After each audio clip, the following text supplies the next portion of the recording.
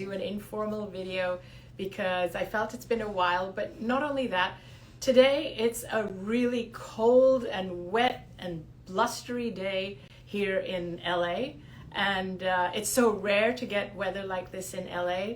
It's super cold for this time of year. We've actually got the heating on, but it is like really raining so hard and windy. And the thing is, my assistant, Abby, who I didn't expect her to come over today because of the weather, she actually braved it and she drove here, and nobody should be driving, but I love Abby for that. I love her for many reasons. I'm so blessed to have someone like Abby helping and assisting me in all the work I do. I'm just going to say, we had someone just say hi from Canada and someone just say hi from Chicago. So compared to both of those, this is like, what, 11 degrees Celsius or something? Like, yeah. It's like, oh my God, LA. Yeah, I know. Oh my God, someone's like, it's negative 30 degrees in Alberta. Oh, geez. It makes us such babies. I know. I know, that's hilarious. Yeah. Then, so today I don't actually have a topic, but here's what I want to invite you to do. I want to invite you to ask me your questions. Tell me what you want me to talk about. And Abby's going to choose the questions that are going to entice her the most. So make them enticing questions and I will answer them. Just post them in the comments and Abby's going to shout them out. And while you're doing that, I just wanted to speak a little bit about all the exciting things I have lined up for this year. I'm super excited because coming up really soon, next month, I'm going to Denver for an event with Gaia at Gaiasphere. And I'm super excited about that. I think there are tickets still available for that. And then in June, I'm doing a retreat, and it's going to be in Scottsdale, Arizona, from June 2nd to June 5th. And then closer towards the end of the year, I'm doing an event at Omega, and which is in upstate New York. And then following that, I will be doing a cruise, a Caribbean cruise, which leaves out of Fort Lauderdale, Florida. So I am super excited about all these upcoming events because more than anything, I love live events, physical events where I get to connect with you in the physical, in real energy, real-time energy. So I would love for you to join me at any of those events. All the information is on my website. So, Abby, have we got any questions? Oh, they are coming in so fast. Okay.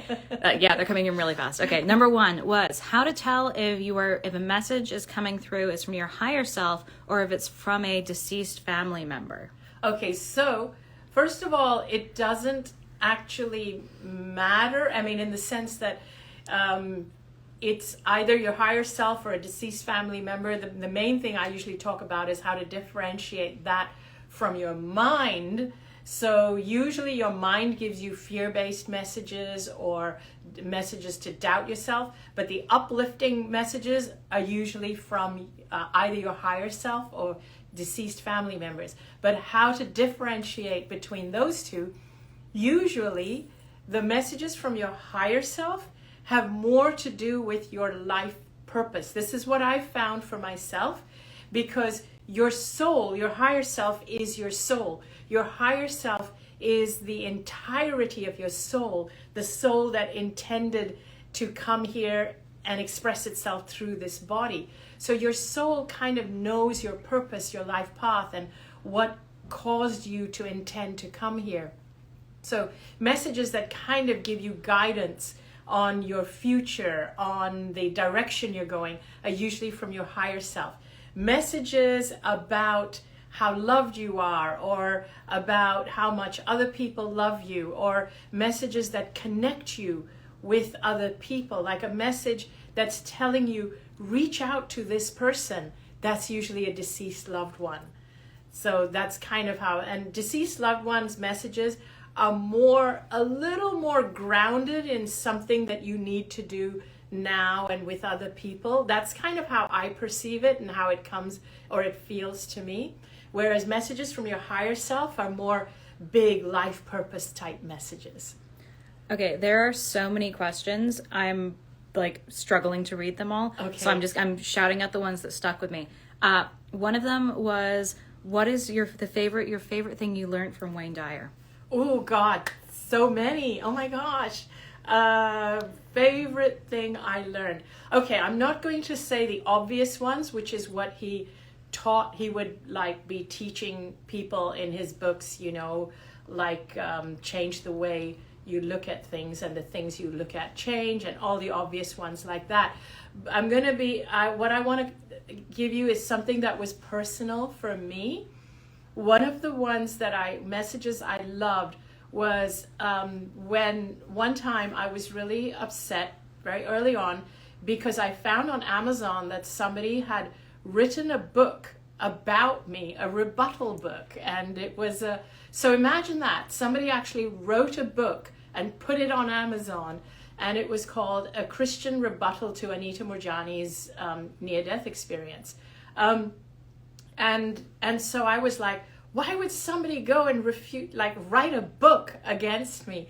So I showed it to Wayne Dyer, and he said, and so I was kind of upset, but he said, that's a compliment. It means that they find you a threat. It means you're a mover and a shaker. You're changing things. You're changing the paradigm. You're threatening what is. It means you've gone mainstream. It means your message has gone further than just the people who are already believers of what you're saying. It means you've struck a chord. So he always reminded me that when you get critics and when you get people that write things against you, it's actually a good sign. And so he actually said, when I showed him that book on Amazon, he said, welcome to the big time, baby.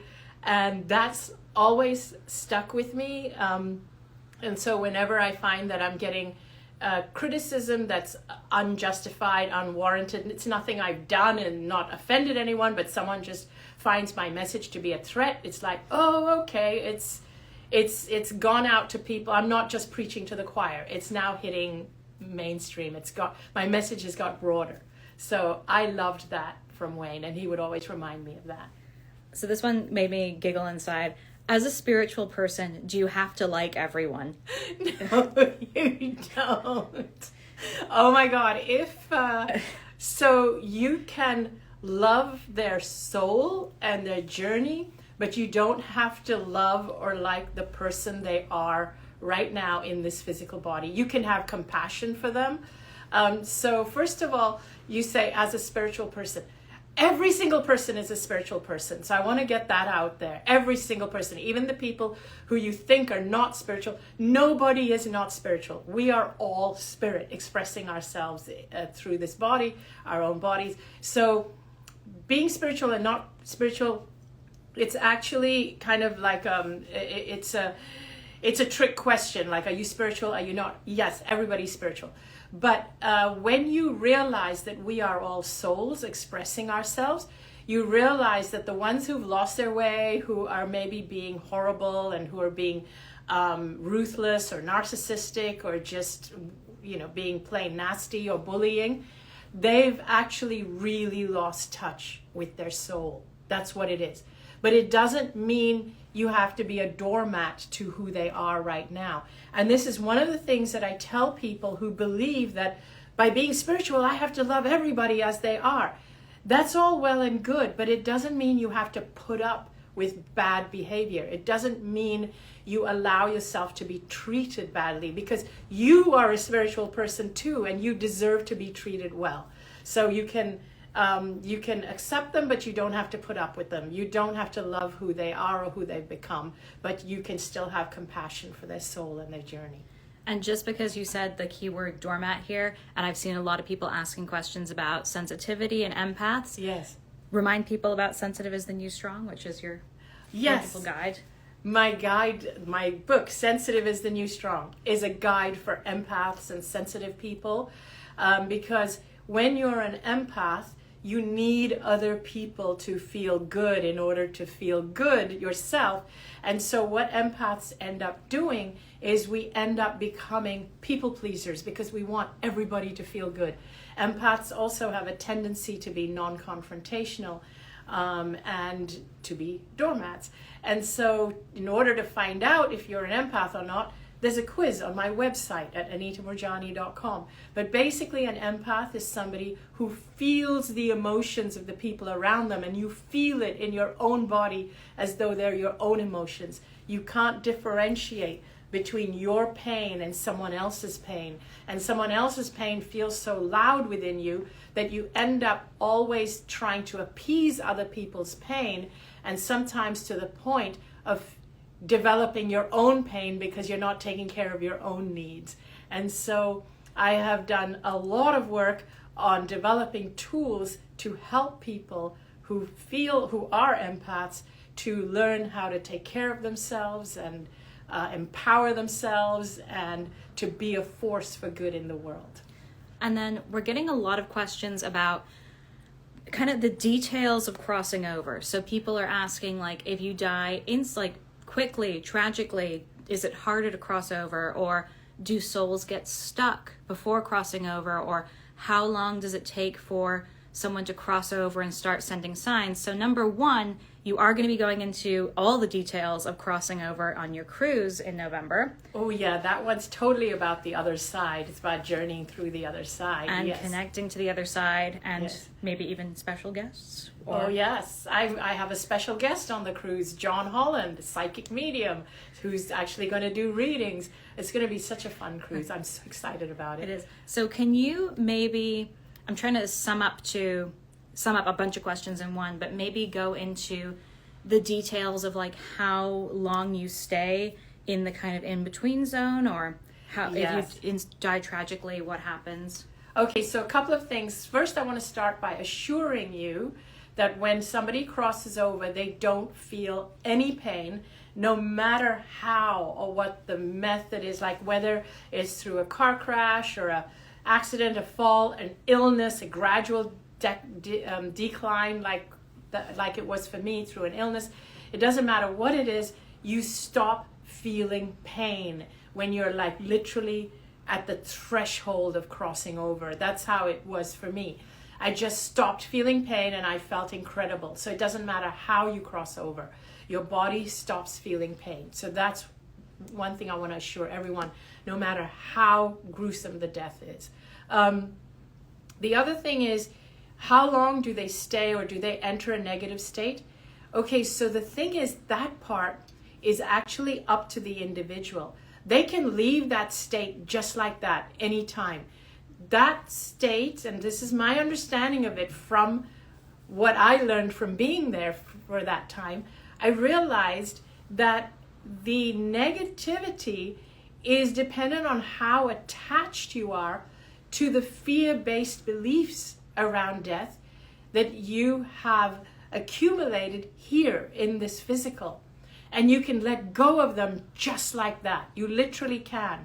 So if you have deceased loved ones that are crossing over or have crossed over, the best thing we can do for them is to actually assure them that they have nothing to fear. Just let go, let go. You have nothing to fear. It's beautiful on the other side. You're not going to be punished. There is no hell. There's no purgatory. And it's when we hold on to these beliefs, or when we've been conditioned that just because of certain things in your life, like the most stories that make me the saddest is when people write to me and say that I'm gay and I believe that I'm going to go to hell when I cross over because that's what I've been taught to believe, so I have so much fear around death. That makes me so sad, because that's not going to happen no matter what. And so the best thing we can do for any deceased loved ones that's crossing over is to release them from their fear and talk them through it. The best thing we can do for any human being is to help them lose their fear of death. Any human being, because I am so against children learning to fear religion and fear death and fear what happens when we die, and all these religious-based teachings that teach us to fear the afterlife. That is so archaic, so outdated, so not true. So if we didn't have those beliefs, death would be so easy and pleasant. And the only reason we hear about these stories of people being in this negative state is because they're still entrenched in that deep-rooted belief of what to expect, because they judge who they are in their physical life. So another question, or we're seeing a lot of other questions on health and healing. So I saw one that was pretty beautiful. It was, how do you go about continuing on your healing trajectory while you're feeling absolutely exhausted? So while you're, I guess maybe from the medical system they're going through or from the illness itself, they're feeling exhausted. Do you have any advice for that? Yeah, that is such a great question. And that's the most challenging time to feel or to stay on the health trajectory, is when you're when there's an onslaught of health challenges.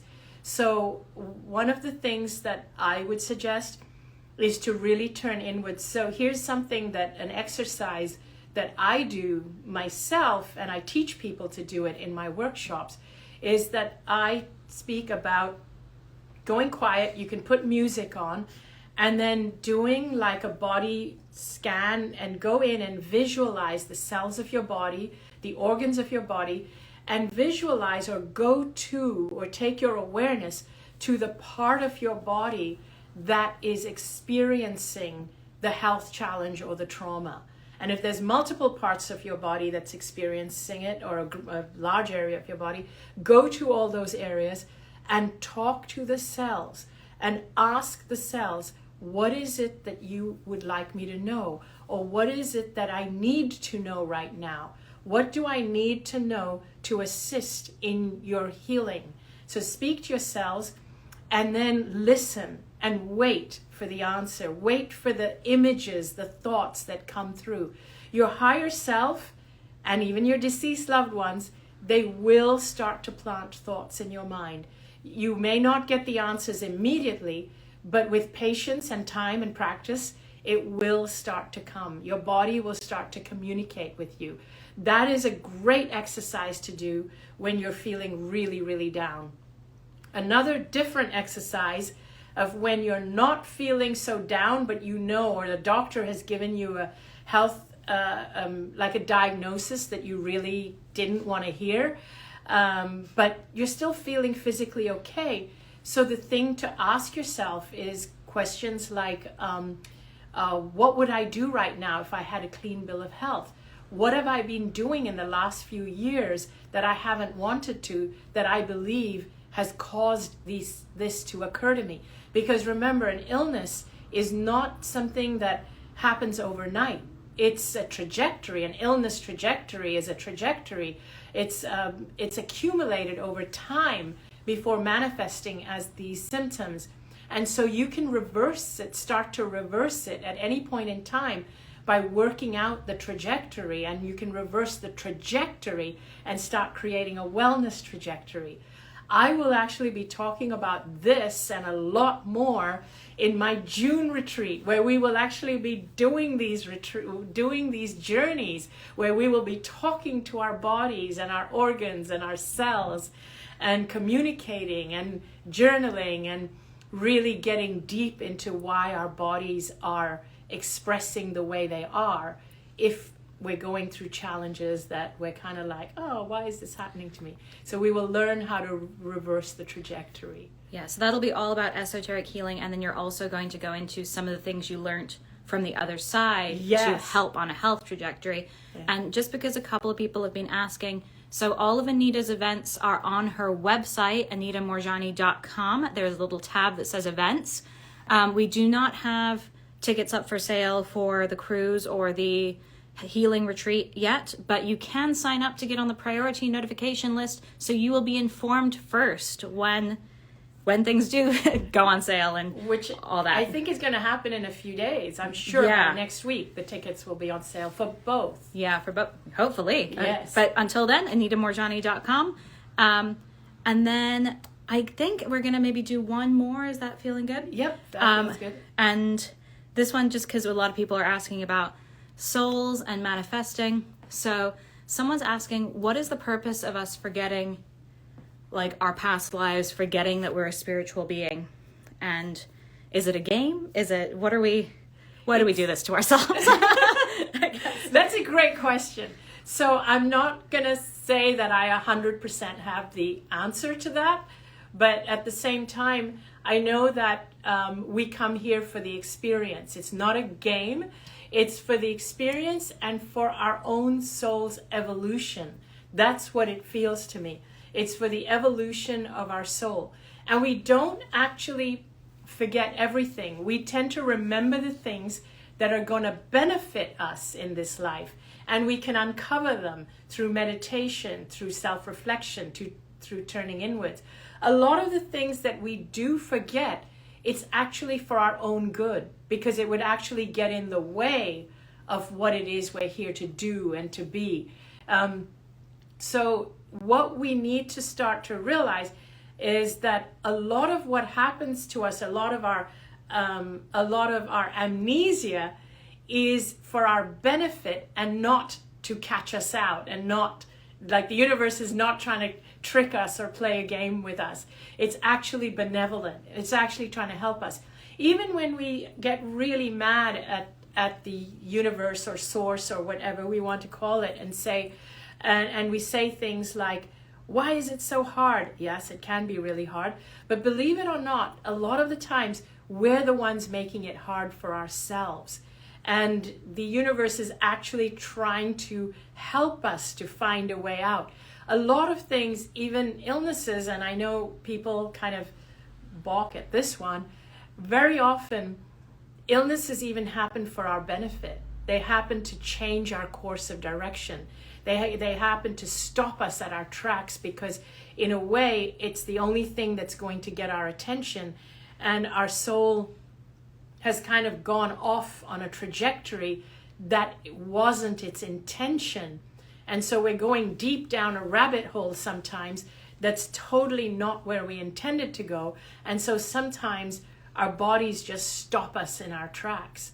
And so very often, even to unravel a wellness trajectory, we have to unravel our soul's purpose and see, okay, what did my soul intend for me to do when I came here? All right. So just FYI, someone did say you should write a book on esoteric healing next. So there you go. You've got your next book. And then for everyone, just because I know not everyone's in the States, some people are in Europe, Australia, if you do not have access to come to these events, there's always Anita's online sanctuary. Yes. And there's also her YouTube channel with tons of free videos and content from so many years of you doing this. Yeah. I believe we have over 200 videos now. Oh, God, easily. There's like 72 light bulb moments. So. Oh, God, yeah. Then we have well over 200, like 250, maybe more. I don't know. But there are hundreds of videos. And the interviews I've done tons, hundreds of interviews. Yeah. So there's a lot of content out there. But if you want to kind of be part of a marinade that I've created where I do live events regularly, and I like to actually do Zoom calls with my entire community. That's my sanctuary, my online sanctuary, where we talk about all kinds of things, from esoteric stuff to soul's purpose to healing, to view from the other side, like just all kinds of stuff, and magical stuff, miracles, marinades, all in the sanctuary. So hopefully I will see you somewhere, either at an event, at the sanctuary, or just on my social media. Thank you so much for tuning in, and I look forward to seeing you all really soon. Bye!